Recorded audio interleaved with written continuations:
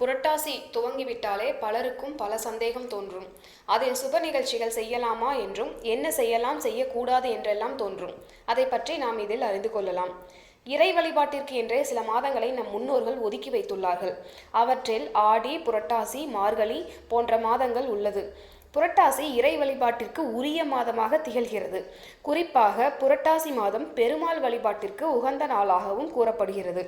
சூரியன் கன்னி ராசியில் பிரவேசிக்கும் மாதமாகவும் தென் திசை நோக்கி சூரியன் பயணத்தை தொடங்குவார் என்றும் கூறப்படுகிறது. இந்த புரட்டாசி மாதத்தில் பெருமாளுக்கு சனிக்கிழமை விரதம் இருந்து வழிபாடு செய்தால் சனியால் ஏற்படும் தோஷம் அகலும் என்றும் நம்பப்படுகிறது. காது குத்துதல், மொட்டை அடித்தல், வளைகாப்பு செய்தல் போன்றவற்றை செய்யலாம். மேலும் விஜயதசமி அன்று கலைகளை துவங்க உகந்த நாளாகவும் கூறப்படுகிறது. அன்றைய நாளில் புதிய தொழில் துவங்கவும் சிறந்த நாளாக கூறப்படுகிறது. ஆனால் திருமணம் இந்த மாதத்தில் செய்வதை தவிர்க்க வேண்டும். ஏனென்றால் புரட்டாசி மாதம் முதல் 15 நாட்கள் மகாலய பட்ச காலம் என கூறப்படுகிறது.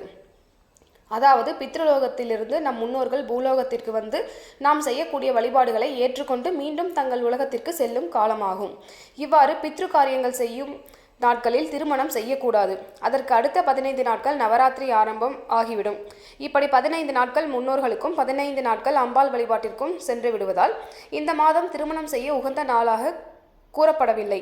வழிபாட்டிற்கே ஒதுக்கப்பட்ட மாதமாக புரட்டாசி மாதம் விளங்குகின்றது. மேலும் இந்த மாதத்தில் கிரக பிரவேசம், புதிதாக கட்டிட வேலைகளை துவங்குவது போன்றவற்றையும் செய்வதை தவிர்க்க வேண்டும். ஏனெனில் இந்த மாதம் வாஸ்துவிற்கு உரிய மாதம் அல்ல. மேலும் இந்த மாதம் முழுவதும் அசைவ உணவை தவிர்க்க வேண்டும். ஏனென்றால் பருவநிலை மாற்றத்தால் செரிமான கோளாறுகளை ஏற்படுத்தும் என்று அறிவியல் காரணமாக உள்ளது.